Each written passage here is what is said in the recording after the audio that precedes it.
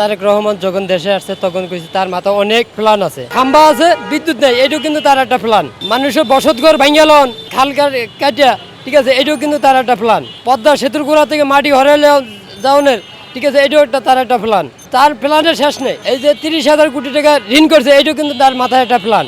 আসলে এই প্ল্যান করিয়া এই দক্ষিণবঙ্গের মানুষ দীর্ঘ দেশ স্বাধীনের পরে থেকে কষ্ট ছিল, যে একটা দুর্ভোগের ভিতরে ছিল।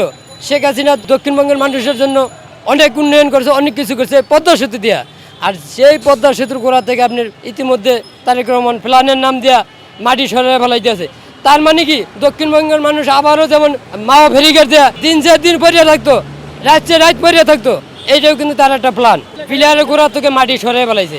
এখন পিলারের গোড়া থেকে যদি মাটি সরাই ফেলায়, তাহলে কি পিলারটা কি আপনি থাকবো খারা? পিলারটা ভরিয়া যাইব না? আরেক জায়গায় দেখলাম ভিডিওর ভিতরে খাল কাটতে গিয়া মানুষের যে বাসস্থান দিছে সাবেক প্রধানমন্ত্রী শেখ হাসিনা, বিনামূল্যে ঘর দিছে, জায়গা দিছে, ঠিক আছে, ওই বসত ঘর ভাঙ্গিয়া ফেলাইতে আছে। তো এটা কি তার প্ল্যান না? এটাও কিন্তু তার একটা প্ল্যান, এটাও তার উন্নয়ন। আর একটা উন্নয়ন দেখতেছে বর্তমানে এখন চুরি, ছিনতাই, দর্শন যে হাহাকারে বাড়ছে, ঠিক আছে, 10 বছরের মেয়ে পর্যন্ত এখন নিরাপদ নেই ভাই। আপনার বোন একটা কর্ম করে, চাকরি করে, কিংবা জব করে, যাই করে, ঠিক আছে, আপনি কি নিরাপদ থাকতে পারেন? নিরাপত্তাহীন যে আমার বোনটা, আমার মেয়েটা অফিসে গেছে, নিরাপদে আমার বাসায় ফিরে আইব, নিশ্চিত দিতে পারে না।